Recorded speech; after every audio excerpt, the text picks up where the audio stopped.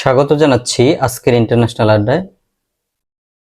আজকে আমরা কথা বলবো কাতারে যে সাম্প্রতিক ইসরায়েলি যে বিমান হামলা এবং সেখানে হামাস শীর্ষ নেতাদের যে হত্যার যে পরিকল্পনা এবং সেখান থেকে হামাস নেতাদের বেঁচে যাওয়া এবং হামাসের 5 জন নিম্ন সারির যে নেতা বা সদস্য তারা নিহত হয় এবং কাতারি একজন ন্যাশনাল সিকিউরিটি গার্ডের একজন সদস্য তার সাথে নিহত হয় এবং কাতার সেটি ব্যাপক নিন্দা জানিয়েছে এবং পাশাপাশি এটি একটি বিশ্বাসঘাতকতা বা ইসরায়েলের বিশ্বাসঘাতকতা হিসেবে বর্ণনা করেছে এবং সেই প্রেক্ষিতে একটি ইসলামিক সম্মেলনও কাতারে আয়োজন করা হয়েছে এবং সেখানে বরাবরের মতোই ইসলামিক যে রাষ্ট্রগুলো রয়েছে, বিশেষ করে পাকিস্তান, তুরস্ক বা ইরান সহ যে সমস্ত শক্তিশালী মুসলিম রাষ্ট্রগুলো রয়েছে তারা তাদের যে নেতারা গিয়েছিলেন এবং সেখানে কিন্তু কোনো ধরনের একটি সামরিক জোট বা সামরিক পদক্ষেপ তারা নিতে পারেনি। সেই বরাবরের মতোই যে একটি নিন্দা প্রস্তাব সেটি আসলে পাশ করেছে, এর বাইরে কিছু না।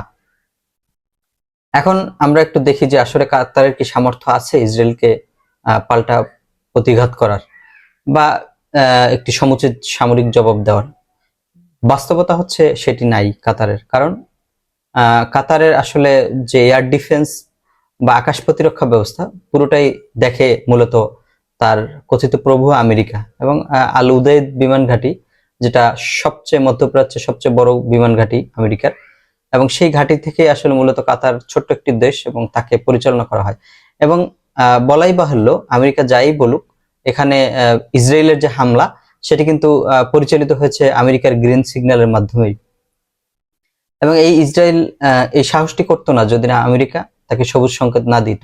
যে মূল যে কথা হচ্ছে যে কোনো মুসলিম রাষ্ট্রই যারাই, সেটা সৌদি আরব হোক কিংবা কাতার হোক বা আরব আমিরাত হোক, বিদেশি রাষ্ট্রের উপর নির্ভরতা বা বিজাতীয় রাষ্ট্রের উপর নির্ভরতা বা তাদের হাতে তাদের নিরাপত্তা সুপর্দ করার যে ফলাফল সেটি কিন্তু কাতার ভোগ করতেছে। এখন যুক্তরাষ্ট্র ও ইউরোপের মদদে 60টি দেশে গত বছরের 23শে অক্টোবর থেকে হামলা করেছে ইসরায়েল। সেক্ষেত্রে কিন্তু একটি মাত্র দেশ যারা প্রতিক্রিয়া দেখিয়েছে বা পাল্টা হামলা প্রতিঘাত করেছে সেটি হচ্ছে একমাত্র ইরান। তো বিদেশি শক্তির উপর নির্ভরতা বা বিদেশি অস্ত্রের উপর নির্ভরতা নাই বিধায় ইরান কিন্তু প্রতিঘাত করার সামর্থ্য দেখিয়েছে বা সাহস দেখিয়েছে। তো কাতারের কাছে কিন্তু সবচেয়ে দামি দামি F-35 বা F-16, তারপরে ইউরোফাইটার, তারপরে ফ্রান্সের রাফায়েল, এই সমস্ত উন্নত বিমান থাকা সত্ত্বেও এই বিমানগুলো কিন্তু ইসরায়েলের বিরুদ্ধে ব্যবহার করতে পারেনি। তো এটা হচ্ছে এই জন্য কাতার বারবার বলে আসছে যে এটি একটি বিশ্বাসঘাতকতা, কারণ বিশ্বাসঘাতকতা মূলত আমেরিকাই করেছে। যে আমেরিকাকে কাতার এত কিছু দিয়েছে, কিছুদিন আগেও ট্রাম্পকে $400 কোটি একটি বিমান সেটি উপহার দিয়েছে। এছাড়া আরো আমেরিকাতে কোটি কোটি ডলারের বিনিয়োগ বা ইসরায়েলেও কিন্তু অনেক বিনিয়োগ রয়েছে বা ইসরায়েলের সাথেও একটি সম্পর্ক রয়েছে কাতারে। তো এই হামলাকে কাতার একটি বিশ্বাসঘাতকতা এজন্যই বলছে। একদিকে কাতারের সাথে আর ইসরায়েলের সাথে কিন্তু একটি যোগাযোগ রয়েছে এবং বাণিজ্যিক সম্পর্ক রয়েছে, এটি বিভিন্ন মাধ্যমে উঠে এসেছে এর বিগত দিনে। তো সেজন্য কাতার এটিকে একটি বিশ্বাসঘাতকতা বলছে।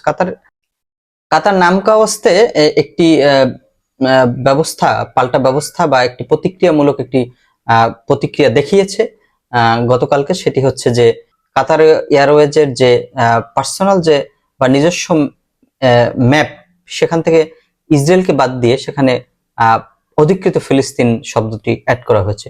এটি হচ্ছে একটি সফট পাওয়ার ইসরায়েলের এগেনস্টে কাতার ব্যবহার করছে এবং পর্যায়ক্রমে কাতার হয়তো এটি আরো বৃদ্ধি করবে বা যে সমস্ত এই হামলা থেকে আরো একটি বিষয়, যে আরব রাষ্ট্রগুলোর আরো একটি বিষয়ে ভাবা উচিত যে তাদের যতই আমেরিকা এবং ইসরায়েল বা ইউরোপের সাথে সম্পর্ক বৃদ্ধি করুক না কেন, তারা তাদের প্রকৃত বন্ধু কখনোই তারা বন্ধু হিসেবে তাদেরকে ইউরোপ, ইসরায়েল বা আমেরিকা তাদেরকে প্রকৃত বন্ধু হিসেবে কখনোই নিবে না। তো এখন হয়তো বা ইরানকে ডিফেন্ড করার জন্য আরবদেরকে বন্ধু হিসেবে তারা দেখছে, কিন্তু বাস্তবে তারা আরবদেরকে কখনোই বন্ধু হিসেবে নেবে না, সেটি আসলে একটি প্রমাণ। আর বিদেশি রাষ্ট্রের উপর যে নিরাপত্তা ডিপেন্ড করবে সেটি আসলে একটি কাচের ঘরের মতো, সেটি কিন্তু এই হামলা দেয়া দ্বারা আবারও প্রুফ হলো যে বিদেশিদের সাথে নিরাপত্তা চুক্তি সেটি আসলে মানে কাচের দেয়াল, যেটি দূর থেকেই ইট মেরে ভেঙে ফেলা যায়, ঠিক এরকমই একটি।